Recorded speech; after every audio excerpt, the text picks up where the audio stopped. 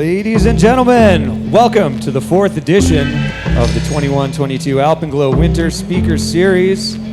Welcome to all of you joining us in person here at beautiful OVL, and thanks to those of you joining us online from the comfort of your own living room. We hope you're enjoying the show.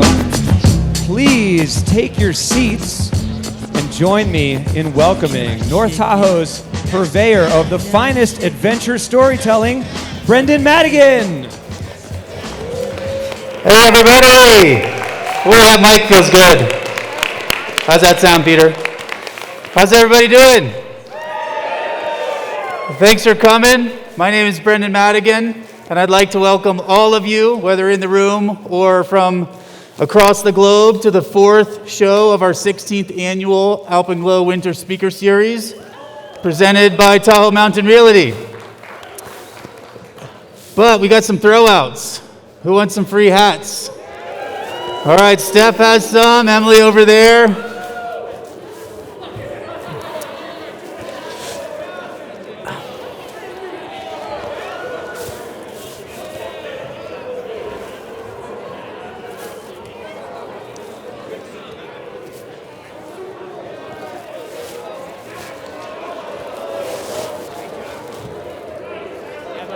Nice catch, Zellers.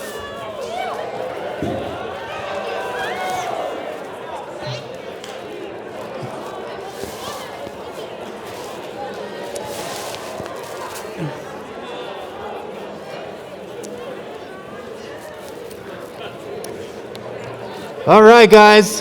Thanks again for coming. Tonight marks Hilaree's second ever appearance at the Alpenglow Winter Speaker Series, and we couldn't be more grateful to have her here tonight.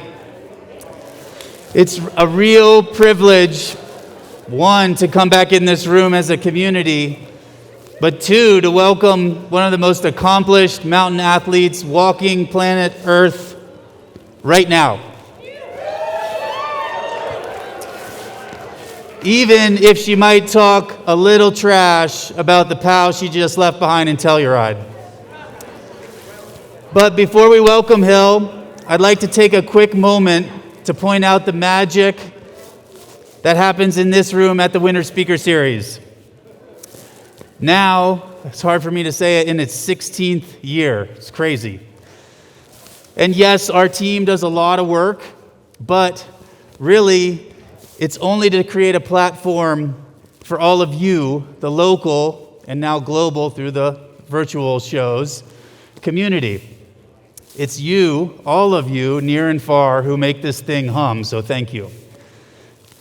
And everybody kind of knows it, but for those of you who are new, each winter we welcome 5 premier athletes who treat us to tales of adventure that really you can only get at an event like a Banff or a Telluride mountain film, but we do it for free.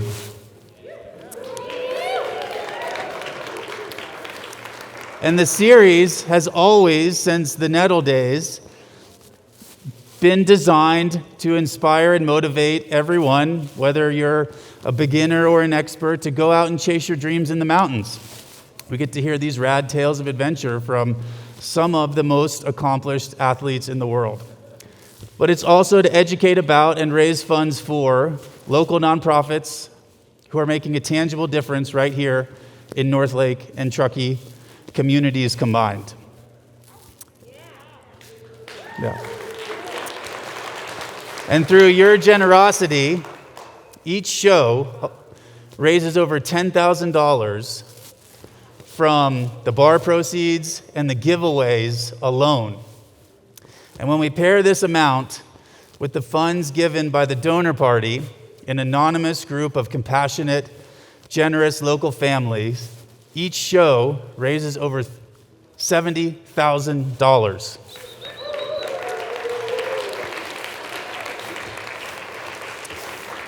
So the quick math, which my dad will be happy about, is that our community raises over $350,000 a season for our community, and that is awesome.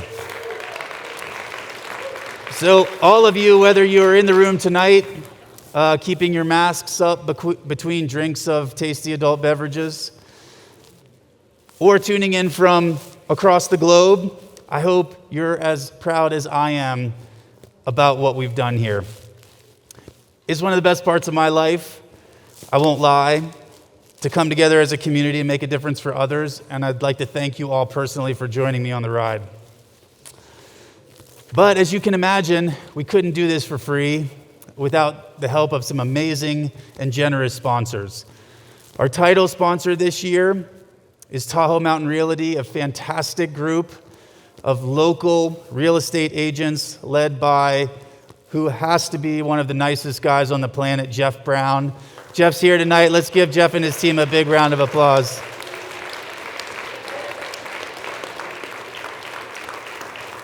And in addition to Tahoe Mountain Realty, it's fantastic when mega brands approach me and say, we want to support this event in North Tahoe. So thanks to the North Face and DPS Skis for getting in line and really supporting our community. And our third tier of sponsorship includes some downright awesome local businesses who, let's be honest, pull out the stops to support this event financially for everyone's benefit. Hannah Sullivan and Emerald Bay Wealth Management, Mike Schwartz in the backcountry. Mike Schwartz was putting on shows when I first moved here from the East Coast, and he was a big inspiration, still is. Peak Design, a Bay Area company who have strong roots in the Tahoe area and a lot of leadership who live here. Aaron Summers, Launchpad Consulting and Software Development. Aaron's been a great new supporter of the event. Daniel Cates and Technical Equipment Cleaners. Who's gotten something cleaned from Daniel? A lot of people. Daniel can clean anything you own, no joke. Brad Altman and Hani Shwiso from Evolve Design Works, and Chris Tennant, a born and bred local from Truckee and Mount Lincoln Construction. So let's give them a really big round of applause.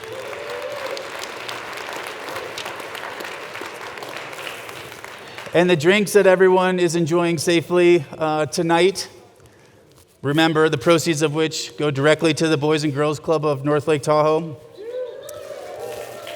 All of the adult beverages have been generously donated by Sierra Nevada and Joel Gott Winery. So let's give them a big round of applause. I'd be remiss to not point out that we receive media support from 101.5 KTKE Truckee Tahoe Radio, awesome people, and the Tahoe Weekly, a staple in the North Lake and Truckee community. And we also have to thank Hilaree's sponsors for kicking down all this amazing, ridiculous amount of prizes there. It's crazy. So the North Face always swings big for us. Technica Blizzard, Andy's in the back giving away skis. The new Hustle's back there. And MSR, let's give them a big round of applause.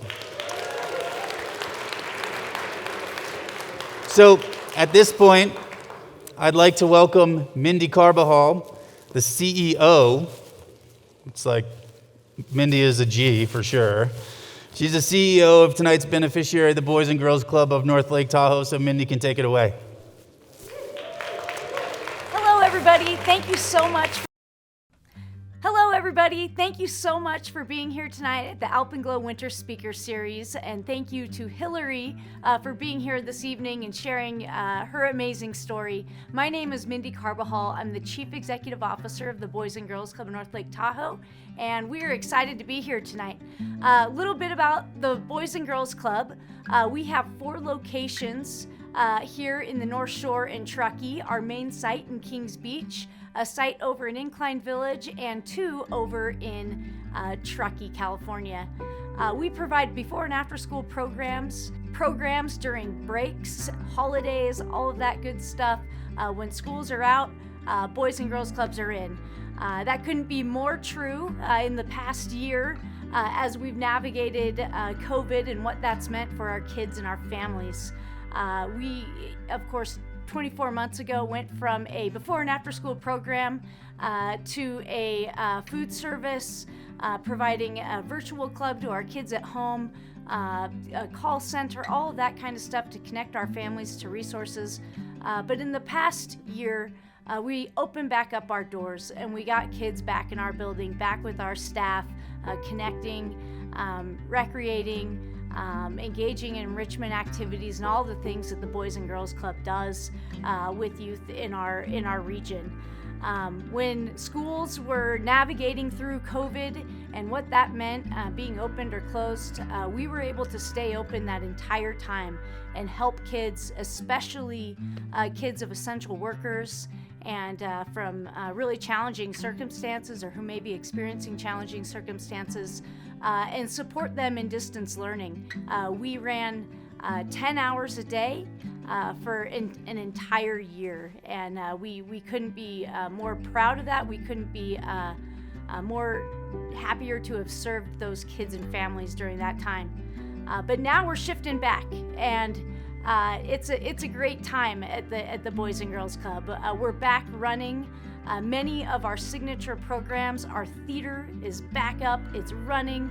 We've done 3 in-person performances, COVID safe, kids in clear masks, whatever it takes to put these programs back in line and put our kids back on stage, back on the trails and mountain biking. All of the services the Boys and Girls Club provides, that's what we're looking to do. We just opened our futsal indoor soccer league. We've got 120 kids signed up. Our ski program will be on 4 mountains this winter. And we're just excited to be serving kids again. We've seen so many kids yearning for a connection, to get out from behind the screens and really engage with peers, with mentors. And so that's what we're doing at the club. I want to thank the Alpenglow Winter Speaker Series for hosting Hilaree this evening, for having all of you here, and for all of the support that we've received from Alpenglow Winter Speaker Series and the entire community. Thank you so much.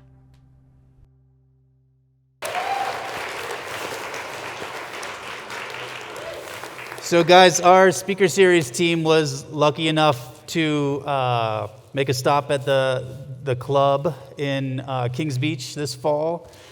And I can tell you, it's such a special organization. It's like this room. You can feel the excitement, you can feel the passion, and they're taking care of, precious kids, our future, and we're super grateful. So I encourage you to chat with them and learn a little bit more.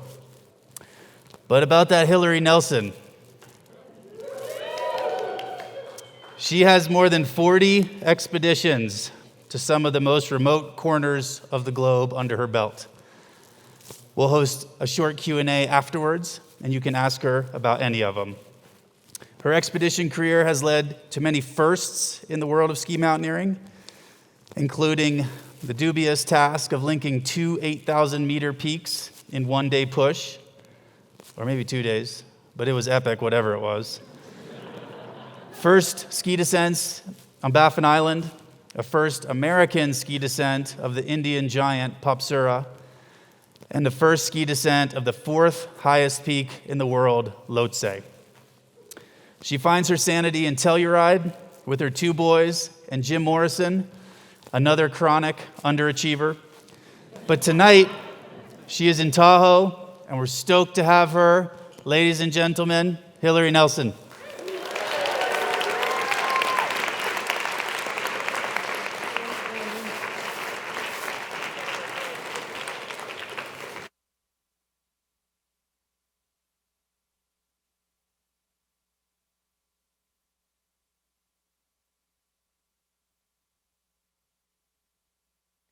Can you hear me? Nice. Maybe just one more round of applause for the Boys and Girls Club, because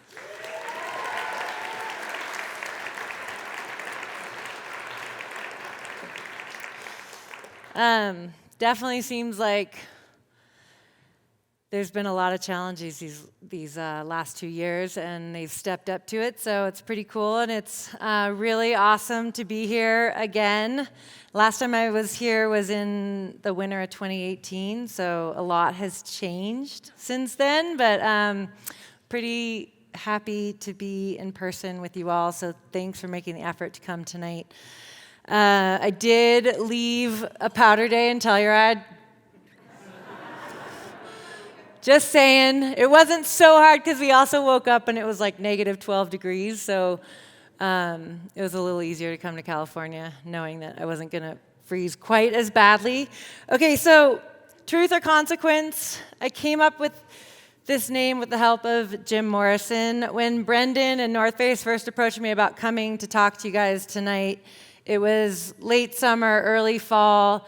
I'd been working with this guy, Dugald McDonald, at the American Alpine Club to include in the accidents of North America some avalanche accidents. So it wasn't just climbing, but to get some ski mountaineering and backcountry skiing accidents in there. And 2020, 2021 was one of the deadliest years for avalanches in North America, especially Colorado, where I live. This is a happy story, so I'll just preface it with that. But it did make me think of telling this story about Antarctica, which was in 2020, January of 2020. So we were kind of living in a different world in January of 2020. And it was the first time I'd ever been to Antarctica. So this is the continent of Antarctica. And I've tried to go there a few times and not been successful. I have been to to South Georgia. Has anybody ever heard of South Georgia? You know Shackleton? It's where Shackleton got rescued on South Georgia Island. I went there. I sat on a boat with Doug Staup once in Ushuaia for a couple of days, hoping the engine would start, and it never did. And we didn't make it to the Antarctic Peninsula. And I was 3 months pregnant then, so I couldn't repeat the trip the next year because then I had too little of a baby. So I just kept trying, and I never quite got there. And somehow the stars aligned, and January 2020 rolls around, and I'm getting ready to go to Antarctica, and I'm going with like what I think is the dream team. So Jim Morrison, because I get to spend a lot of time with him. And in addition to Jim, we went with Conrad Anker, who you're going to see in a couple of weeks here, and also Jimmy Chin, which, I mean, I thought that was a pretty sweet team. Like between the four of us, we also had Garrett Madison, who's from Madison Expeditions, and he guides all the time. So, I mean, between the five of us, we probably had a couple hundred expeditions under our belts.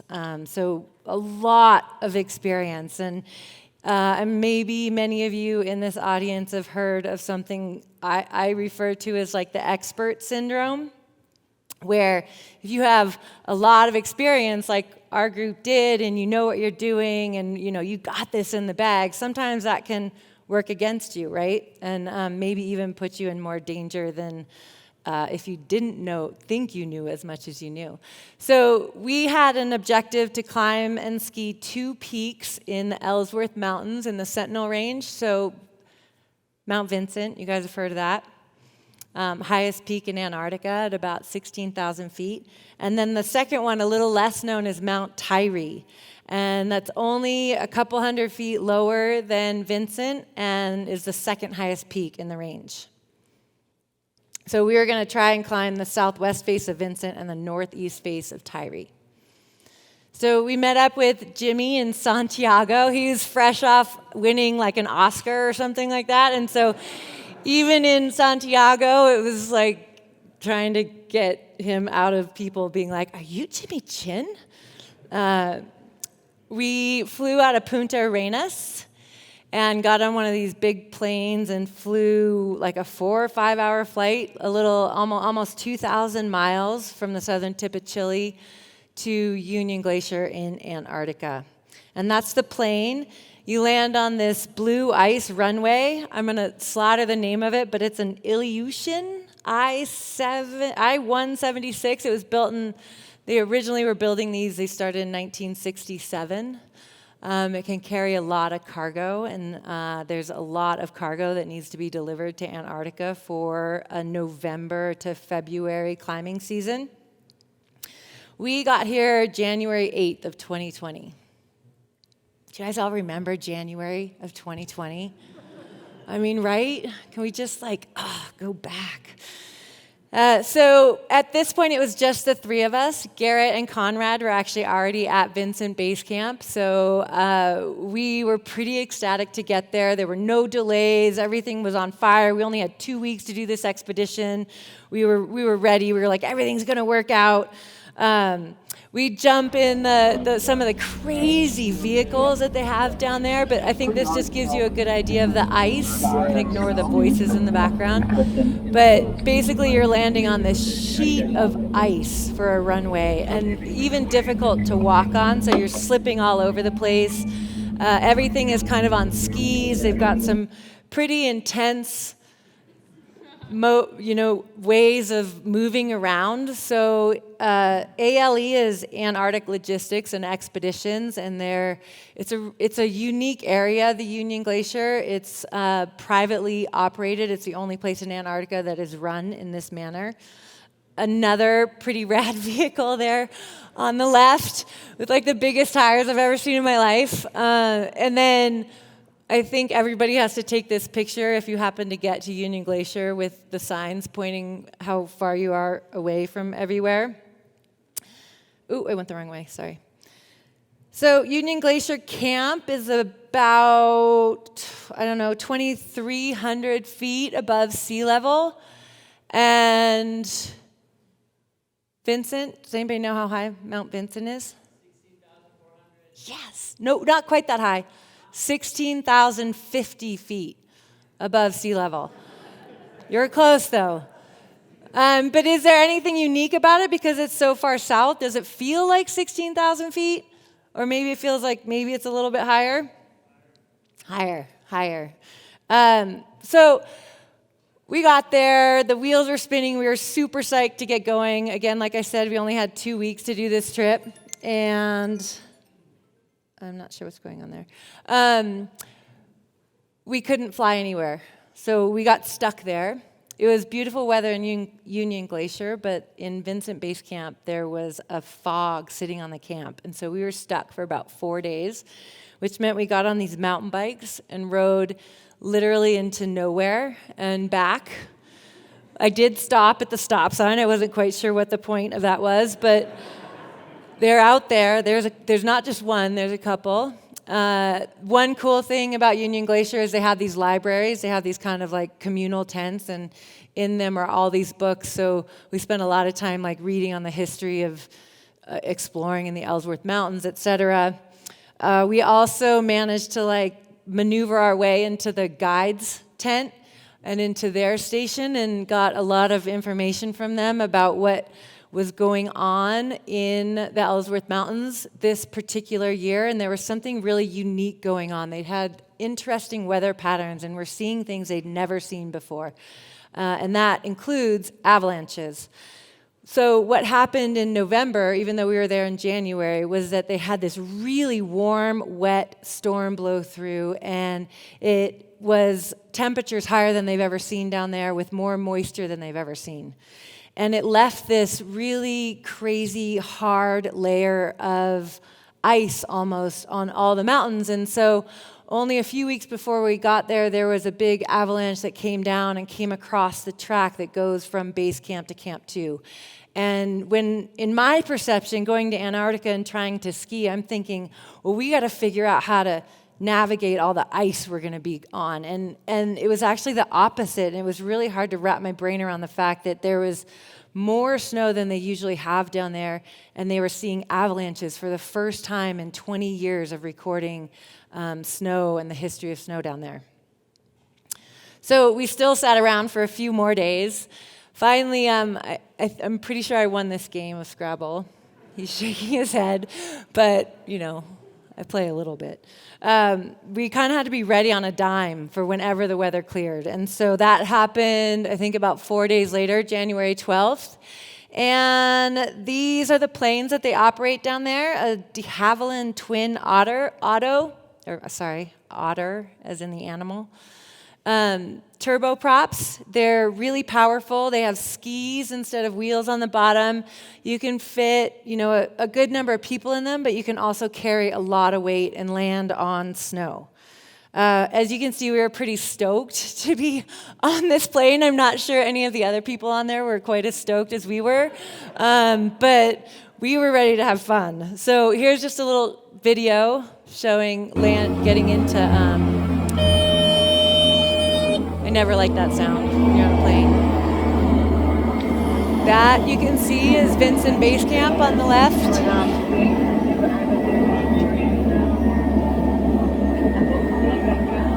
Pretty small. It's kind of in the middle of nowhere.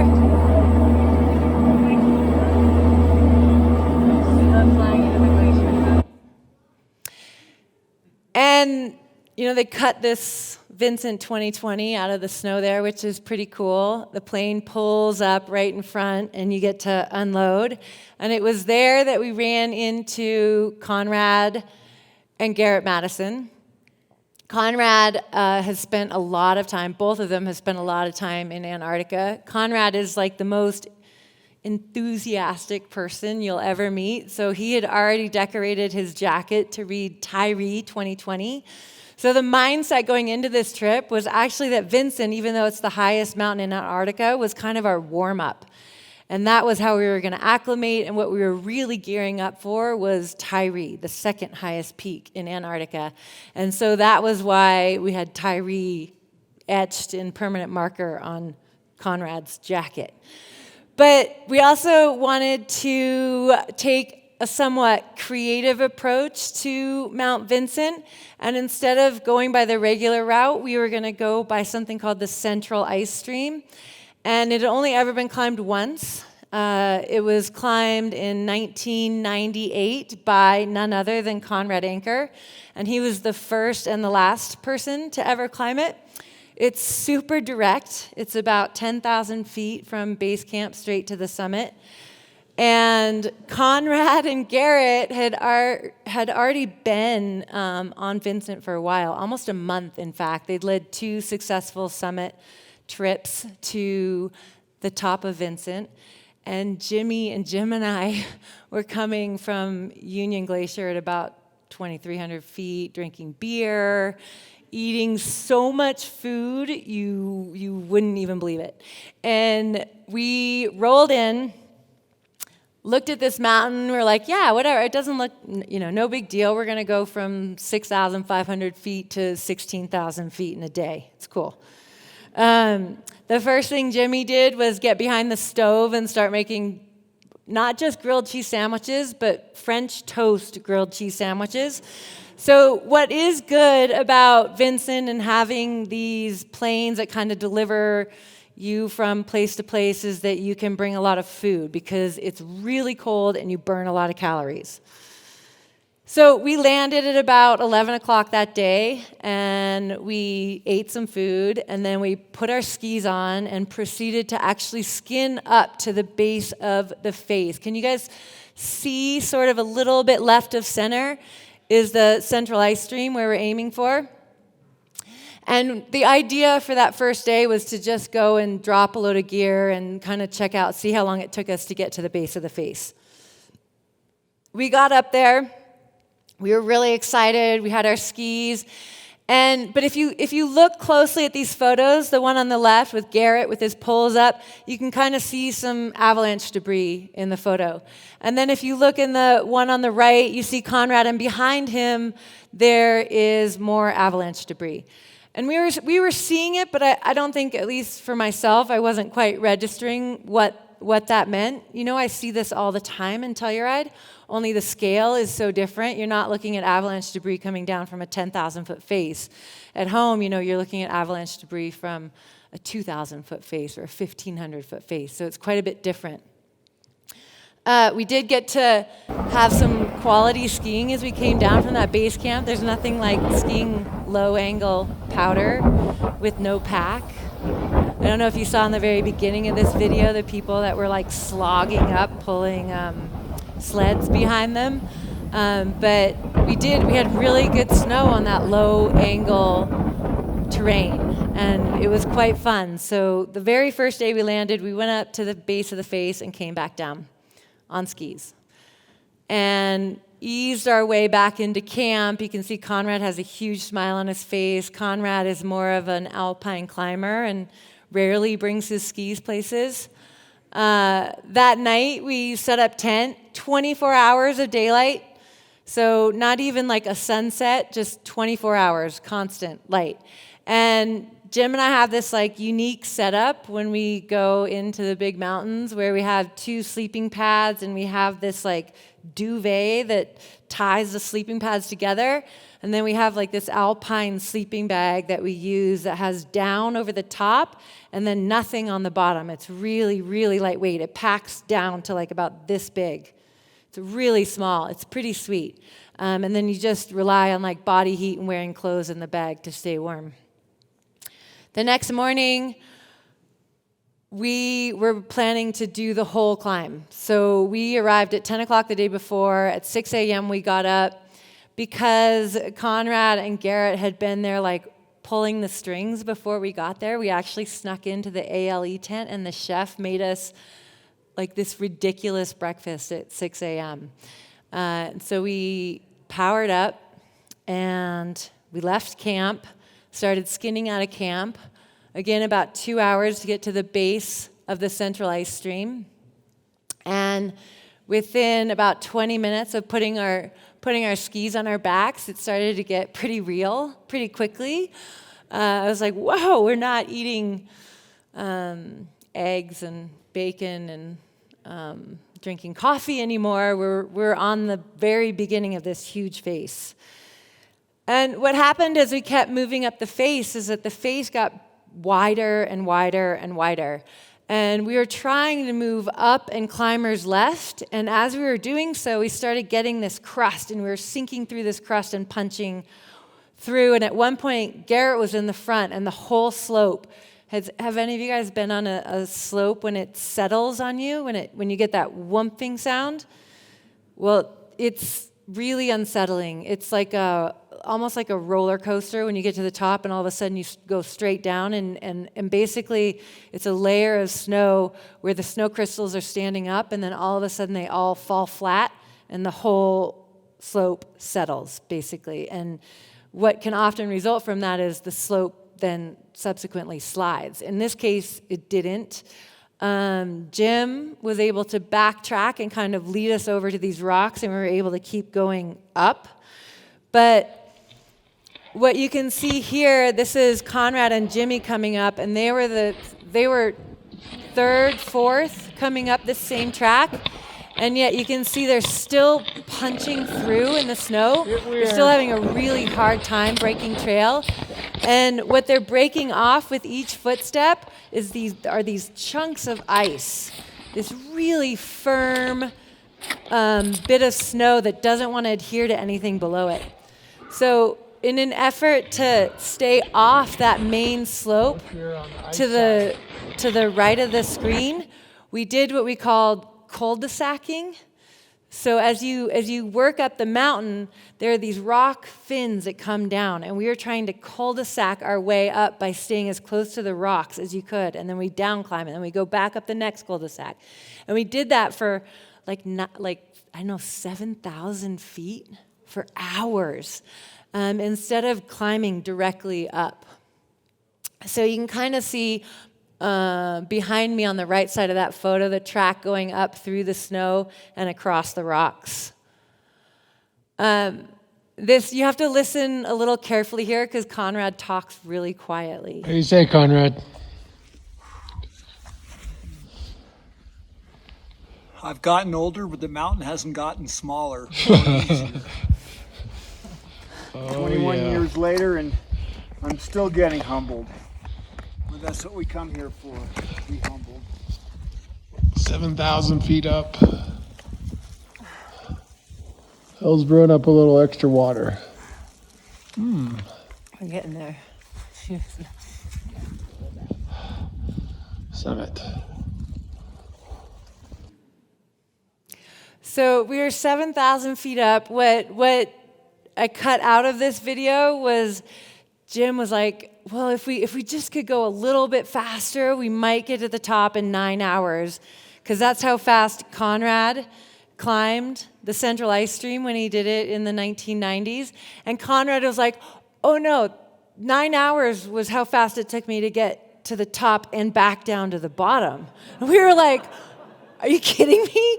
So we were way slower, and we didn't even get to the top in close to 9 hours.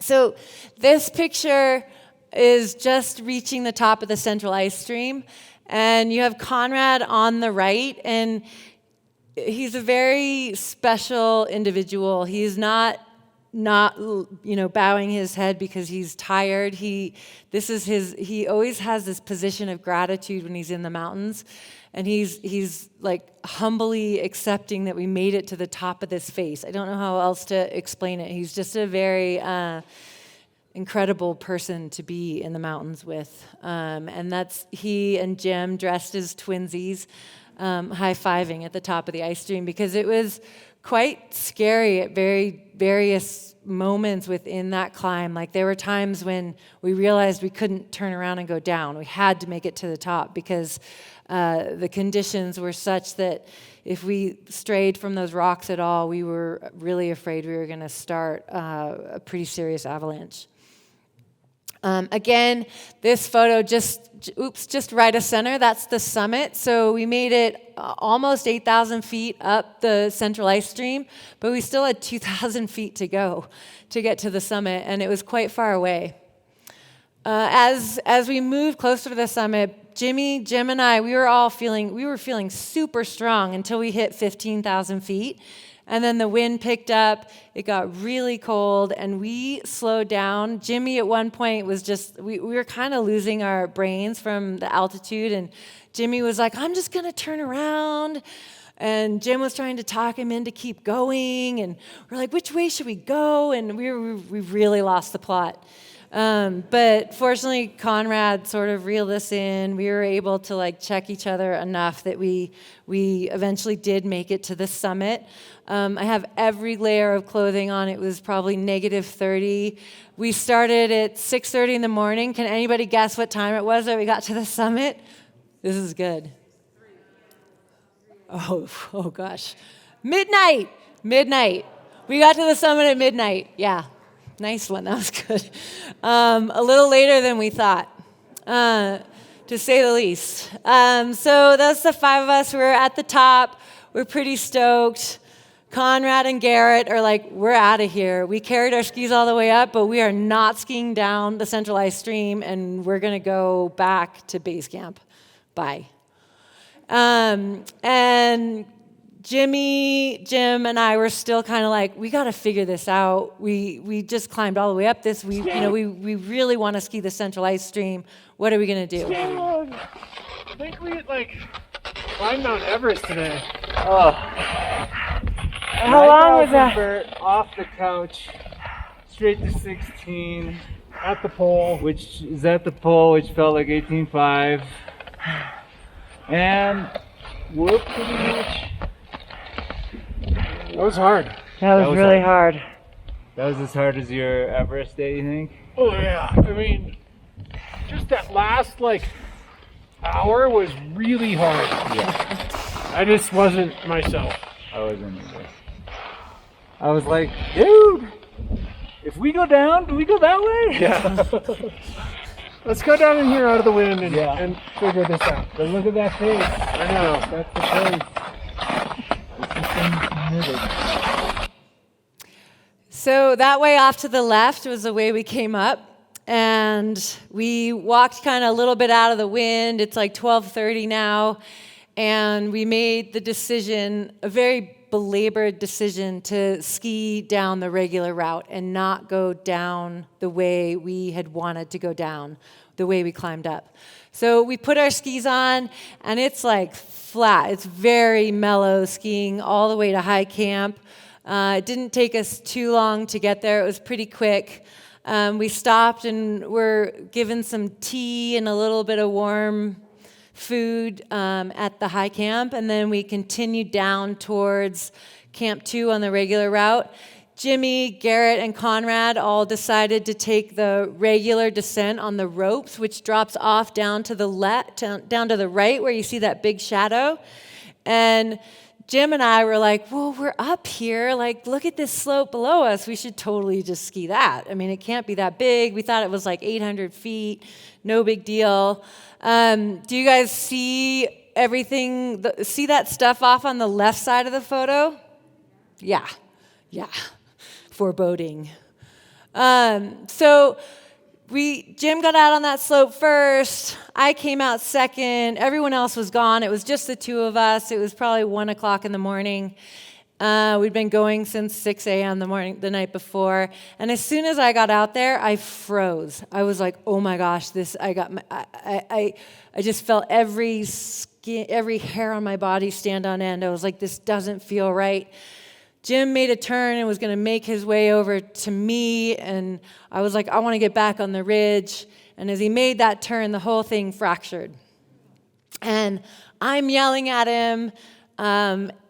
What was crazy about it, it was this bulletproof, hard layer of ice, and it fractured maybe only about 5 inches. But as he decided he couldn't get off of it, he turned, pointed his skis, and he skied all the way out left, way over below those rocks, as the thing continued to fracture on and on to the skier's left of the slope. It was a lot bigger, the whole face, than what we'd imagined, so it was kind of a moment where we had to start looking at what we weren't seeing, which was the grand scale of everything. So how many here have ever skied with Jim?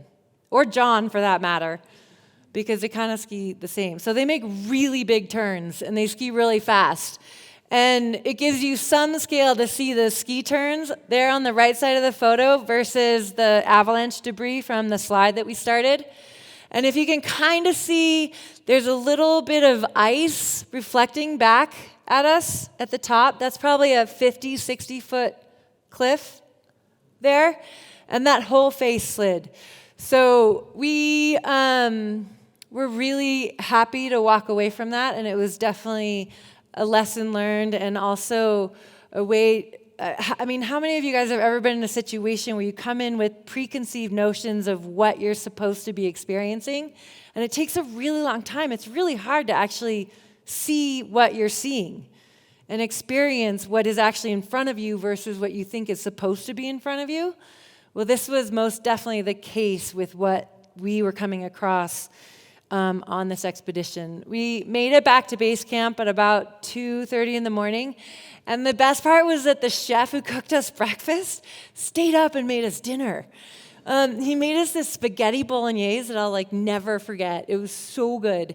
And we ate, and we decided that we were going to seize the day while the weather was good, and so we scheduled our flight to bump us to Tyree for that next morning. So we went to bed about 3:30, woke up at 6 a.m., packed up camp, and got on a plane at 9 a.m. And so this woman in the left, so there's 2 planes that they operate for ALE. There's 4 pilots, 2 main pilots, and 2 co-pilots. 3 of the 4 pilots were women. I thought that was pretty rad. Yeah.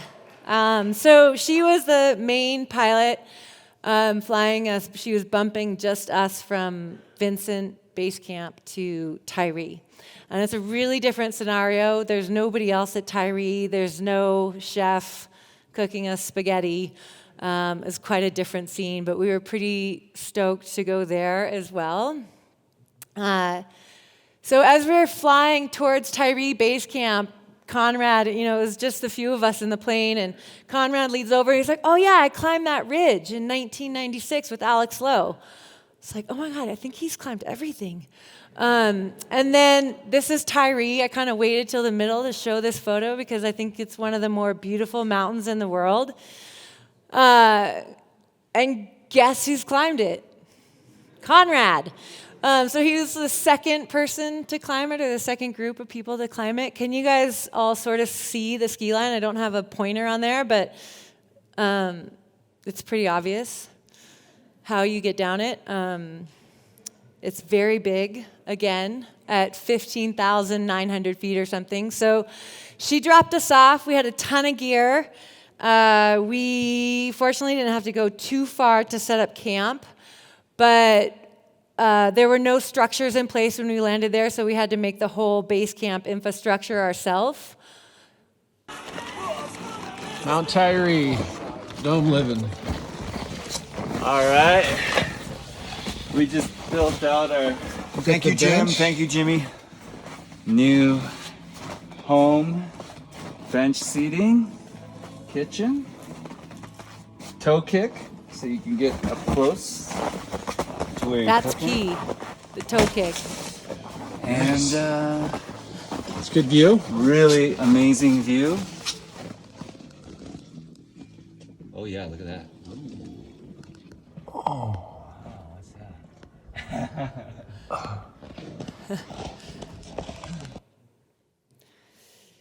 So base camp was pretty incredible. We were on the other side of the range. Again, we were trying to ski a different aspect, like kind of the complete opposite aspect of what we were on Vinson. So we were all holding our breath, hoping that we would find different conditions and maybe something a little bit safer, a little bit more stable. We had a couple of tents set up that we would live in those tents individually, and then we all moved over to the dome tent for meals, for hanging out. We had like speakers, we could listen to music. We had maybe some whiskey and like some other things, a lot of like frozen food. It's really easy to keep like salmon and meat frozen. You just basically dig a hole and make your own little freezer. So you have to eat so much food because you're just burning calories like crazy. It was right after we landed in Tyree. So just a flashback, we were at Vinson Base Camp for less than 48 hours. We showed up, dropped off a little bit of gear, came back, slept for a couple hours, spent 19 hours climbing Vinson, came back, ate some spaghetti, slept for a couple hours, and then flew to Tyree. And we set up this base camp, rested that day. I started not feeling very well. I was getting a sore throat. It wasn't COVID yet, but I was not feeling good. And bad enough that I started taking some antibiotics. And it was a Z-Pack, so like a short couple of days on antibiotics. But in that meantime, we were putting some gear together. We took off that first day because we had really good weather and did kind of the same thing we did on Vinson, where we wanted to get the track in to the Bergschrund. Does everybody know what a Bergschrund is? It's where the glacier comes down from the steep side of the mountain and it rolls into the main glacier that feeds out the valley. And where that happens is typically a really big break in the ice. And that's essentially, we call that the Bergschrund, and that's where the real climbing often starts on any kind of peak. So here we had our own sleds, and because we weren't trying to do Tyree in a day like we were doing on Vinson, we had a lot more gear. We had to get stoves, tents, sleeping bags, everything up on the mountain.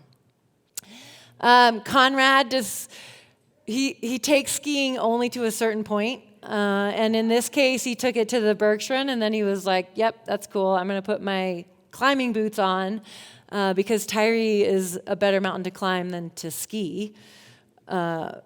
Maybe. That's debatable. We were trying to ski it. But it was about the same amount of an approach, about 2 hours to get to the Bergschrund. And as we were approaching the Bergschrund and we're looking up at the peak, that same thing happened that happened on Vinson. There was a massive settlement, a whoomph that was the biggest one I have ever felt in my life. It basically reverberated what felt like about a kilometer out in front of our ski tips, and then it did something I've never felt before. It came back. So it was like a wave that went through the snowpack, and then it waved all the way back and underneath us. And we were like hanging on to each other, like what just happened, fortunately there wasn't anything right above us, so nothing slid. It was just the entire snowpack in this semi-flat valley just settling underneath us. And when it does that, you actually fall, you actually drop. And in this case, it felt like we dropped a couple of inches, which doesn't seem like a lot, but when you're trying to go climb a mountain above that, it's not incredibly encouraging.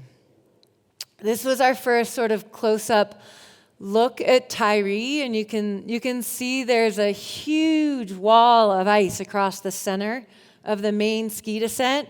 And so what we were hoping to do was to summit and then come down, and you would ski the skier's left side of that ice. It's about a 300 or 400 foot high cliff as that glacier ends, but you could actually ski around it. You could get around it on the skier's left side. And as you jump from that ice, you jump over, and there's another kind of narrow thing that looks like you could ski it. At the top of that, as it goes out to the rock ridge, that was where we were going to set up our camp. So on that first foray, we made it to the Berkshire. Usually it's like a big hole, as you can see there. Jim and I were psyched to ski a little bit, so we had our skis on. Conrad ended up going up a little bit higher and gaining the ridge with Jimmy just to check it out and kind of see what there was to see up there. See if we could skip some of the ridge climbing and maybe stay on the snow a little bit more. And then you can also see that peak in the back that he climbed in the 90s. We made it back to base camp. At this point, I was kind of recouping in the tent. I was starting to feel a little bit better from the antibiotics I was on. Jim and Conrad were like, you can't touch anything metal out there. It is so cold.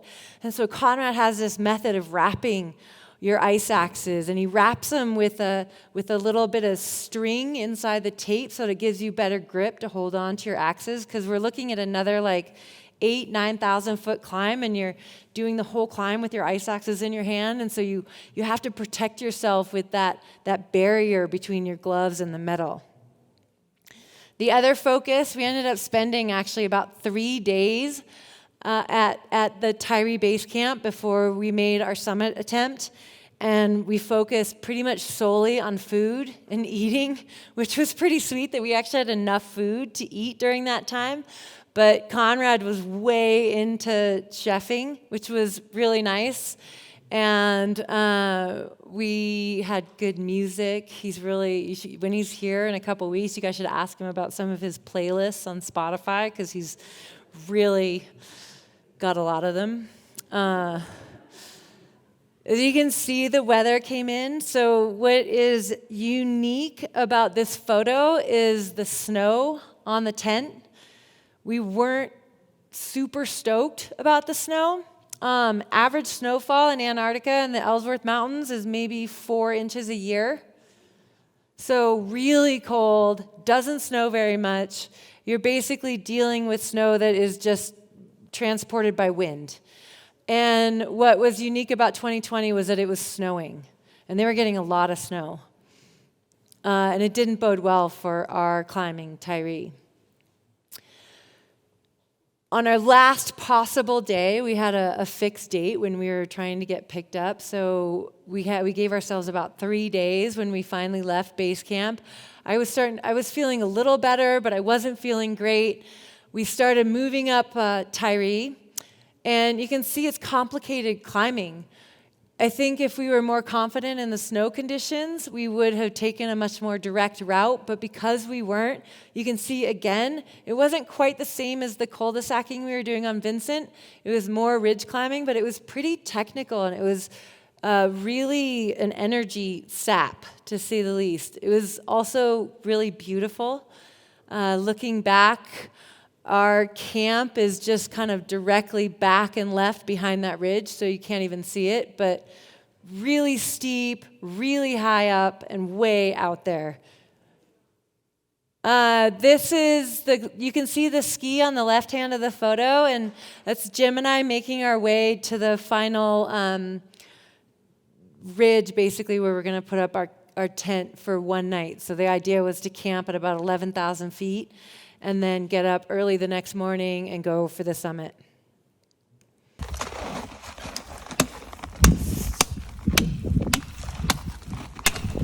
This is digging out our tent platform. Chopping out our ledge. Ancient blue ice. It's always a task. So I like this because Jim's videoing and Jimmy's commentating, and I'm doing all the ice shopping. I'm like, what the hell, you guys? They did help. I'm just giving them a hard time. But it was really hard digging out this tiny little tent platform. And this was like the one spot on the entire face that you can actually camp.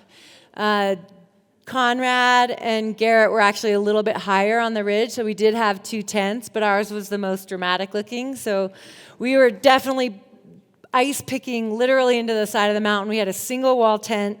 It was the 3 of us in the tent, and it is like seriously tight living. This is a really small amazing. Tent. I'm gonna try to lay down. Hi. Jim is 5'8", so we fit in here perfect. Perfect. Jim's super slender. Oh my God, I'm laying on something really hard. Your water bottle. Okay. How's that?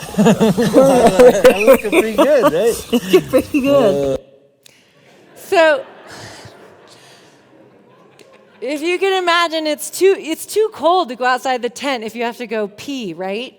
So they actually brought up 1 pee bottle to share between the 2 of them, and then it was me trying to like pee next to like Jimmy Chin. I'm like, hey Jimmy, could you like look the other way? I gotta go to the bathroom. So there's a lot that goes on. Yeah. Anyway, I've done this with Emily. I know Emily's in here before, but it's different with Emily in the tent. So we got up the next morning pretty early, and something had happened to me overnight where I was sort of feeling better, and then I didn't sleep, and then I was feeling awful this next day as we were supposed to be going for the summit. I had a crazy sore throat. I couldn't swallow. I could barely talk. I felt like I had a fever. I rallied. I got up. I packed everything up. We started moving towards the summit. The weather forecast was better than what we were actually seeing in reality, so it was quite windy and cloudy. Again, temperatures were hovering around negative 30 degrees, so pretty cold. Not that sweet. I got to about here and decided that I couldn't go any further. I just really was sick. And I went back down to the tent. So the next little part of this story is me talking about the rest of the group that went forward without having actually been there. So Jim moving forward up the couloir. They made it. They probably climbed for about 3 or 4 hours. I was on the radio inside the tent trying to discern where they were on the face. And at one point before this video you're about to see, Garrett had decided to turn around. The conditions were too dubious, too sketchy, and he was on his way back down to our high camp. What do you think, Jimmy? I think we got some fresh snow. We had some wumping. We kicked off a couple small little slabs. There's an existing crown right there from an old slide.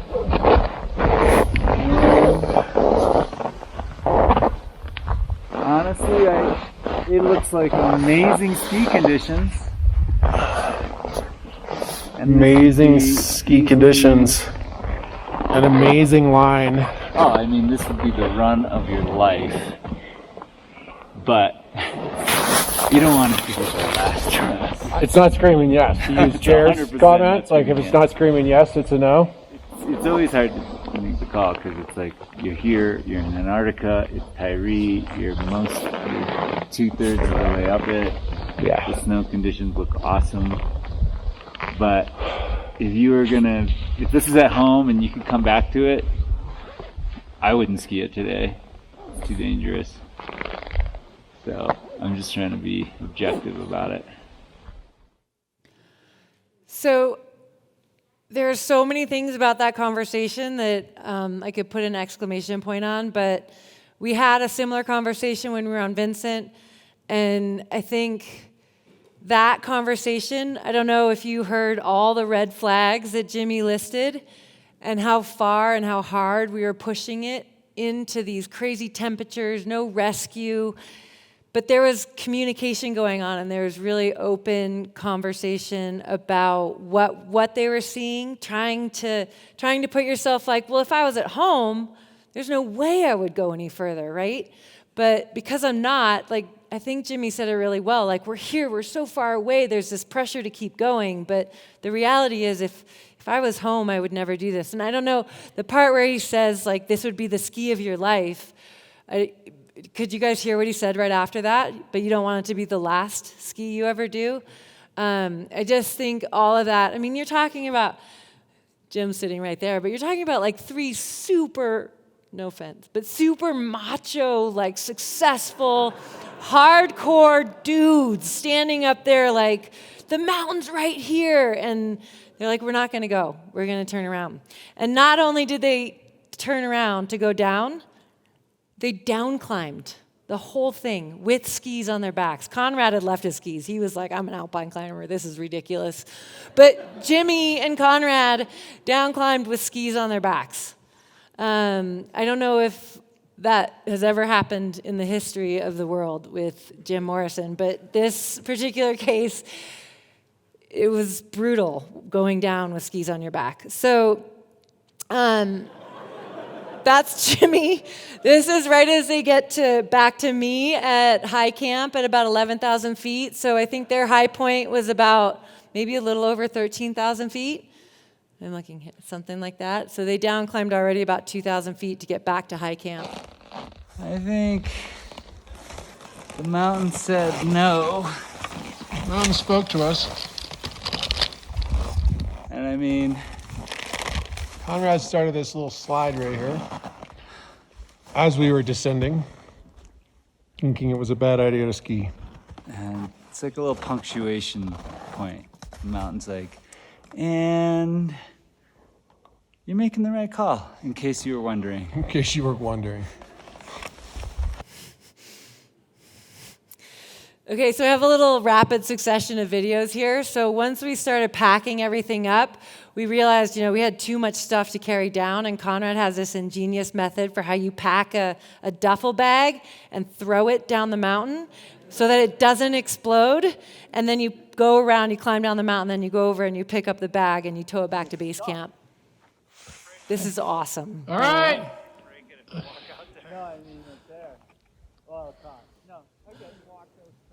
Oh, here it comes. It's coming.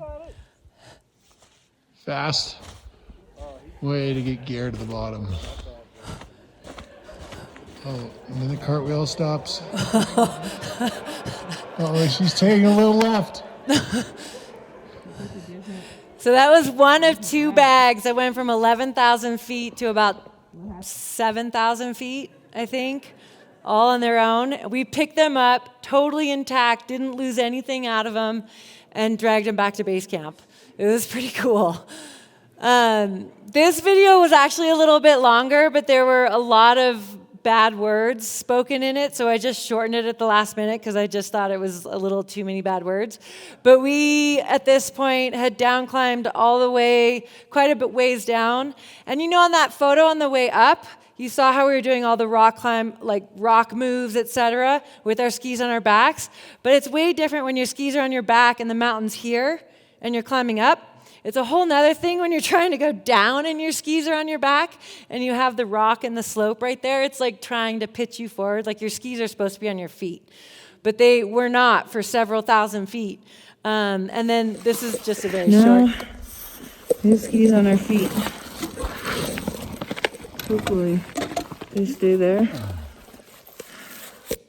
So at one point, finally, as we were reaching the bottom of the face, we put our skis on our feet and we started skiing. And so I just have this up there. I mean, it's incredible skiing. It was still really steep. We're coming off the edge. You can see Tyree there, and then there's going to be a blue dot that shows you where we started skiing from. Yeah, it was sick. We crushed it. And like you look at the ski photo and there's still like a ton of mountain below us and it's still super steep and like I thought it was pretty rad. I was scared. And then you look at where we were in the grand scheme of the mountain and we were not anywhere on it really. It's such an impressive, huge, beautiful, incredible mountain to be skied one day. It has not happened yet. We did not ski it, but we tried. I think in the process, you know, with my mindset going into that climb of like, we have like the dream team, we are going to crush this, we're going to ski everything, we're going to do this, that, and the other thing. And we didn't do any of it. So you guys came here to watch a show where we didn't do anything. But it was awesome. We had so much fun, and we did climb Vinson in a day. We did ski the regular route, but it's been skied before. It was no big deal. We just communicated, and we didn't play it safe. I would not say we played it safe by any stretch of the imagination. We pushed the envelope as hard as we could, and ultimately had good conversations and communicated really well and were able to come home in one piece. I love this photo because I'm like, the plane's coming. Oh my God, we get out of here. It's scary. We made it down. I finally used the satellite phone to call a doctor, a friend of mine, and she diagnosed that I had strep throat. And the Z-Pack only temporarily helps it, and then it kicks back in, and I ended up, fortunately, having all the medicine I needed within the med kit that Jim was carrying, and so I started getting better. But it was pretty scary to be out that far and feel that unhealthy and not quite know what was going on.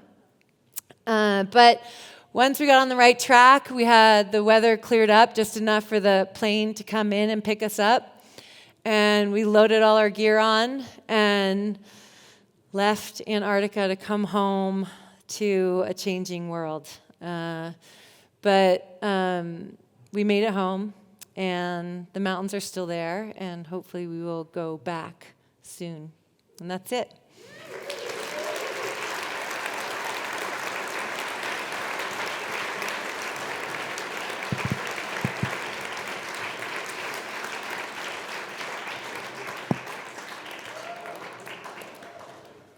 So thank you guys again. I know there's a bunch of people watching virtually and wanted to say thank you to them. And I don't know, Brendan, do we do a Q&A or do we do? We're going to do a little Q&A.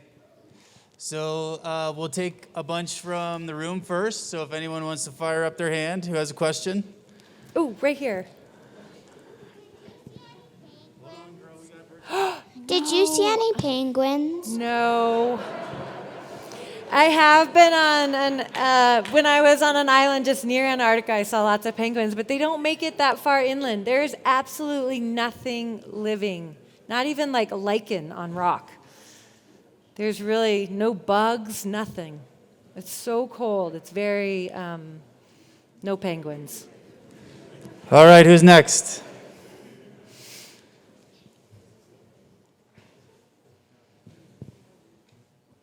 Did you ever run out of food? Oh, no.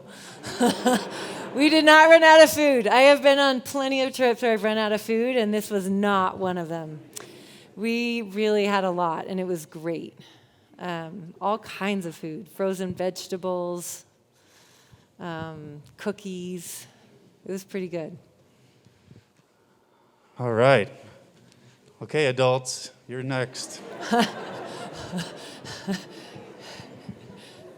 What was your favorite meal of all of them?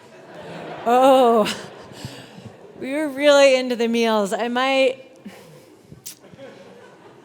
a good question. I kind of think there was like we actually, I mean, this is bad. It We had steaks. I like steaks. I know, they were pretty good. All right. Sorry, mine's not cute. How did you choose to descend after Jim triggered that slide? Which way did I choose to go down? I basically, she was asking how I descended after Jim had triggered that slide, and I went onto the slide path. I was freaking out a little bit, to say the least. I skied the slide path and then traversed over to Jim, and then we kind of traversed back and skied the rest of the slide path down.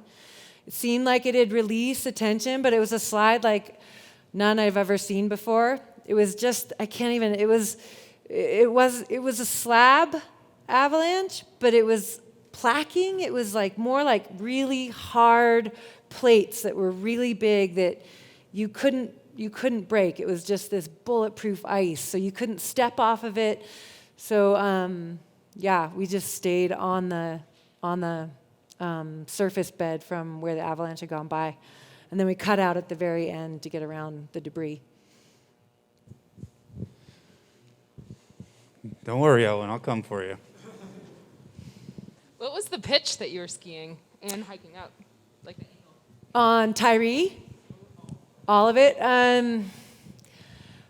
I would say if we'd been able to ski the ice stream, it was probably like 40 to 45 degrees on average. So not like crazy steep. Tyree was steep. We never actually got to see what it would have been like around the side of that hanging serac, but I imagine it rolled to close to 50. And even that little tiny little bit that we skied was 40 to 45 degrees. It was steep. Yeah, and I think a lot of they were just, the lines were so continuous, there was no break in them, so you're just seeing the whole thing below you, so it felt very big. Okay, Owen, I have a question for you. There's a rumor that you're going to be a presenter in the near future. Wait, who is that? Wait, what's the answer? Yes. I can't see who that is. But she also has a question.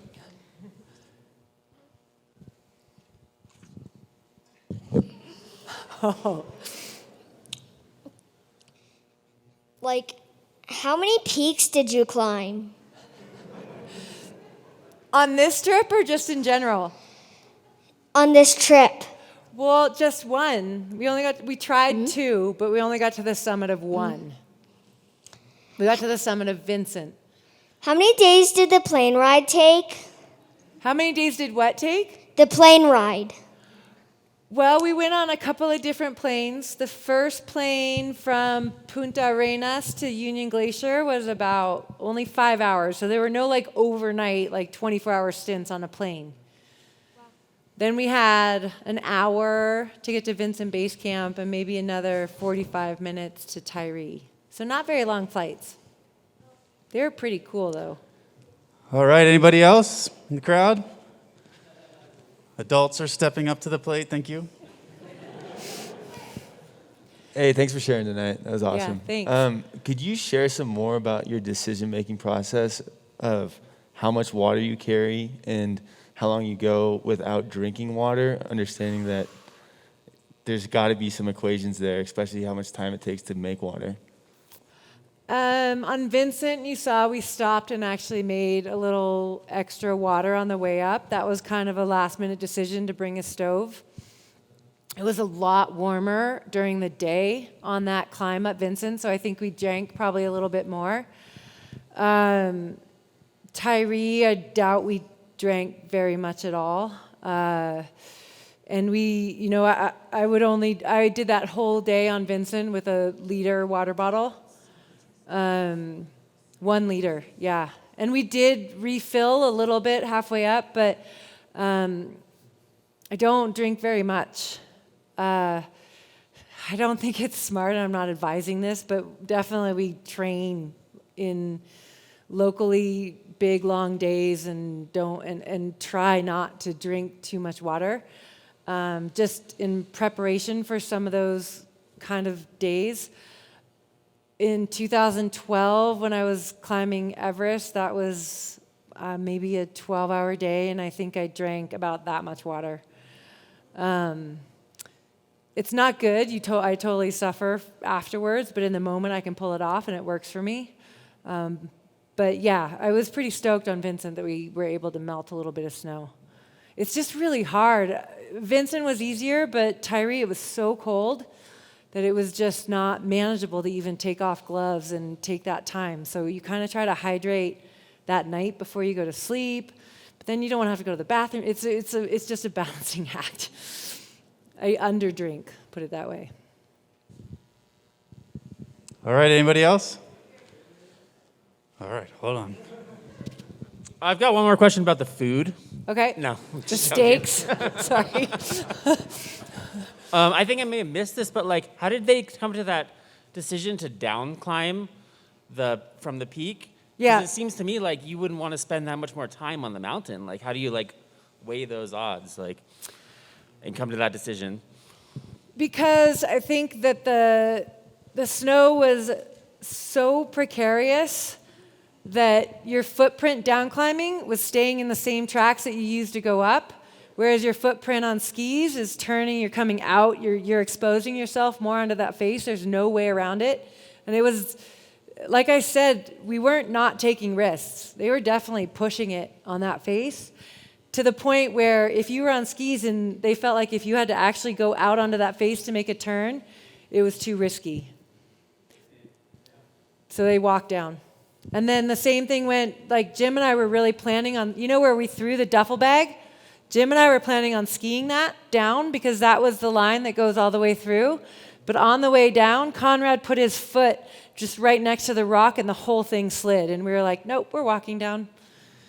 So, and that was just pure luck, if you look in a weird way, that he stepped in that place and the thing slid. Otherwise, I think we really would have considered trying to ski it.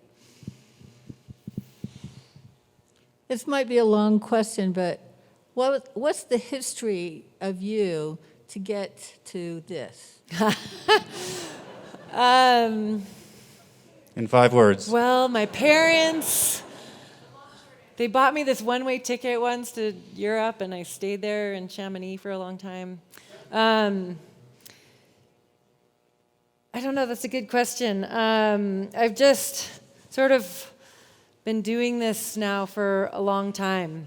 Antarctica was unique and different to me, but I had at that point been on different trips with Jim, obviously, but also with Conrad. I'd been on Denali with Jimmy. I had a long history with all 3 of those individuals as partners in the mountains. And yeah, it was just kind of a dream place. And I honestly felt like so many things that I'd done in my past led me to that trip specifically. But it is a long story. Yeah. What? Yeah. Chamonix. Okay, we got some online questions. Thanks for Okay. our virtual crowd tuning in here. They ask, how did you get strep throat in the middle of Antarctica? That is an unbelievable, I have no idea. And you saw how tight we were sleeping. I was with Jimmy and Jim. Nobody else got it. It was definitely strep throat though. But I don't know how I don't know how I got it. I was assuming I got it at Union Glacier, but there were no other cases. I'd been with my kids right up to the minute I left. I was kind of assuming I got it from them, but that was still like 6 days later that it manifested, so I have no idea. I'm going with Jim. Jim, it was Jim. Our Jim next gave it to me. question, how do you navigate having children and doing dangerous adventures? Oh, that's a long question too, or a long answer. That is, I mean, I talk to them a lot about what I do. My kids now are 12 and 14 years old, and you know, when they were younger, I was like any parent, no matter what you do, you think whatever decision you're making, you're somehow damaging them for life. COVID, after about 3 months, they're like, when are you leaving? All right, when's your next trip, Mom? I don't know. I talk to them as much as I can about it. That's how I navigate it. And it's obviously much easier now than when they were young. And maybe that's the advice to parents raising kids too. Yeah, talk. I admit when I make bad decisions, or not always, that is so not true. I try to admit, I try to be honest about when I make bad decisions. Yeah, I'll just erase that whole thing that I just said. And our final question is, do you have plans to go back to try to ski it? I mean, Jim and I, we were just talking about that. Conrad was actually back there this winter. He was guiding again with Garrett just on Vinson, and just happened to tell me that someone had summited Tyree, but not to ski. And I was like, oh my God, we got to go back. I mean, I'm assuming you're all here because you have an appreciation for mountains and what those bring. And you look at that picture of that mountain, and it is like the most beautiful mountain. I mean, it's scary too, but that's what all mountains are supposed to like induce in us, is that beauty and that fear. So yes, I would love to go back there. Awesome. Well, thank you, Hilaree. I hope everyone enjoyed the show tonight. Come on back in 2 weeks.